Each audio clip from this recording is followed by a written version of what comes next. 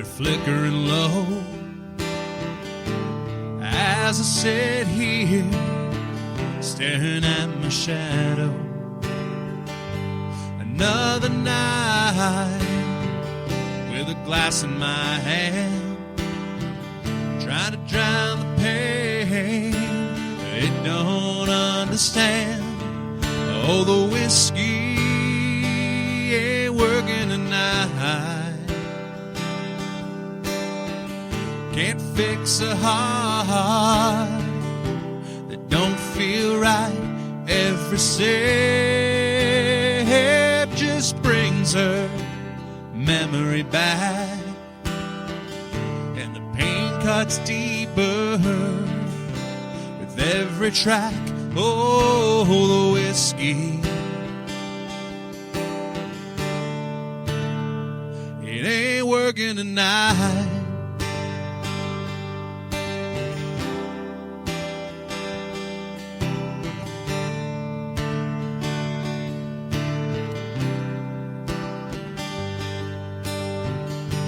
The jukebox plays a favorite song.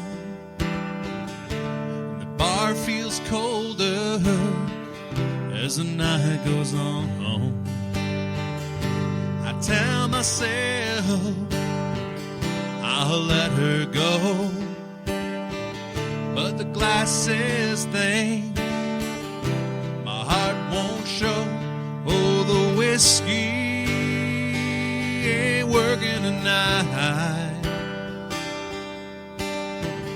Can't fix a heart that don't feel right.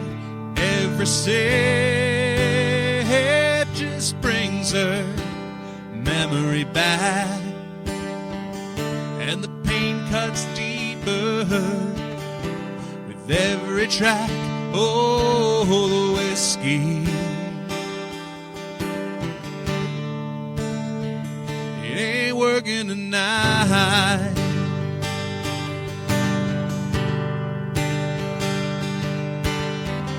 I've been leaning on bottle so long that nothing can fix what's already gone. It ain't about the drink, it's about the fight, and knowing I'm losing her tonight. The whiskey ain't working tonight. Can't fix a heart that don't feel right. Every sip just brings her memory back, and the pain cuts deeper with every track. Oh, the whiskey,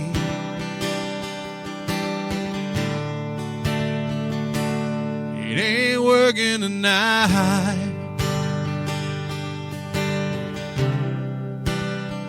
It ain't working tonight.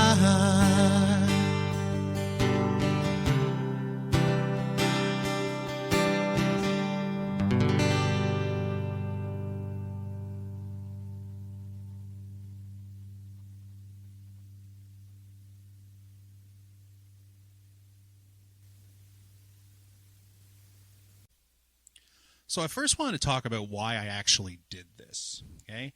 As you may know, copyright now is a major issue within the guitar community, the YouTube community. There was an incident. I'm not going to go into depth about it. If you know, you know, all right? And I've seen a lot of YouTubers talking about music and copyright issues, when you can use songs, that kind of thing, and a lot of them are really informative, and I encourage you to look them up, particularly if you are yourself a musician. But I haven't seen too many talking about AI and songwriting and copyright, okay? Which is certainly a very loaded topic, and yeah, it gets complicated very quickly. So I figured I could do this and maybe open up a discussion about it.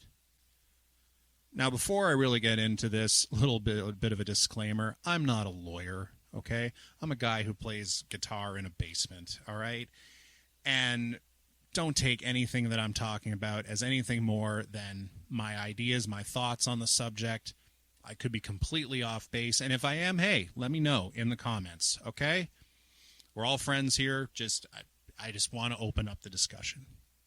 So if we're actually going to look at AI and songwriting, I first want to talk about what it is I actually did when I came up with this song.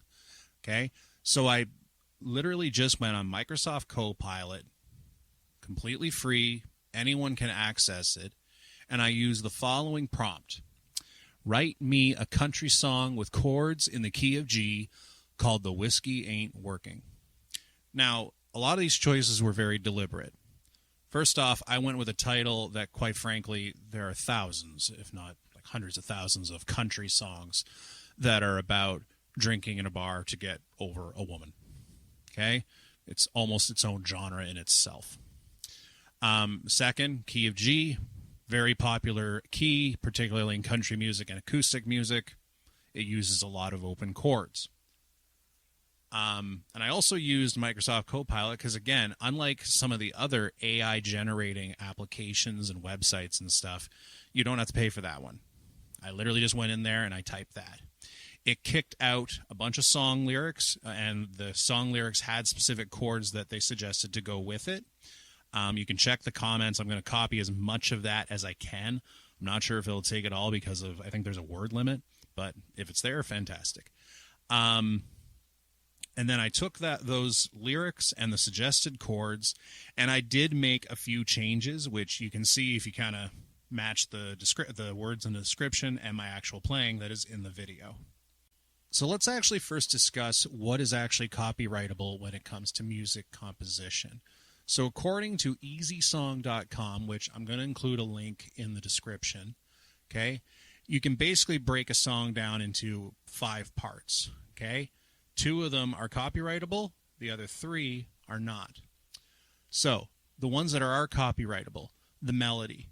Okay, so this could be considered like the main riff for a tune, or the sequence of notes, okay, how things go together.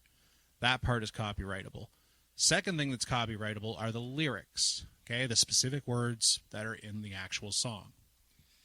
Now that said, there are 3 parts that you cannot copyright. One is the harmony, so that makes up like the chord progression, that kind of thing, which makes sense because, you know, there's only so many chord progressions that really sound good together. The rhythm, you can't copyright a rhythm, all right? 4/4 timing, that sort of thing, can't copyright that. And the other part that you can't copyright is the arrangement of the song. So a good example of this would be the 12-bar blues. The 12-bar blues is the 12-bar blues. Anyone can write a song in that arrangement. So far, it does seem like Microsoft Copilot, it definitely is at least a partial songwriter for this tune, okay? But if that's the case, then who do I actually give credit to? See, Copilot, it's reasonable to assume it had to have learned, that AI software had to have learned how to be a songwriter. And it probably learned to be a songwriter by studying the music of other people. Okay, famous artists, that kind of thing. Well, if that's the case, do I actually owe them songwriting royalties? Or is Copilot just a tool? Is it another tool in the musician's toolbox where you can use it to generate ideas, that sort of thing? I don't know. I'm really looking forward to reading the comments on this one. I'm hopeful that this brings up a lot of discussion because, I mean, this stuff, it's brand new. I don't think the legal system has really had a chance to catch up on the implications of AI with copyright, with art. And it's not just in the music world. It's going to be in everything. Okay? I'm also it also makes me a little bit concerned. Objectively speaking, the song that Microsoft wrote the lyrics for, it is a decent song, okay? I'm not saying my voice or my performance is worthy to be on the radio, but if someone who knew what they were doing a heck of a lot better than I do, if they had recorded that song and they had put it on the radio, it would not sound out of place. Those lyrics would not sound out of place. It's a little scary that a computer software that is free and accessible to anyone can kick out a song that good. I mean, it also might just say something about what we have on the radio that, frankly, it's just really simple stuff or made for the masses. I don't know. There is a lot to talk about here. Anyway, this is a really fascinating topic, and I'm sure, I'm just scratching the surface of it. I look forward to hearing what other people think. Please subscribe. Please make a comment. Tell me what you think. Maybe I'm off. Maybe I'm missing something. This is Sandy Ridge, helping you find your sound. Chat soon.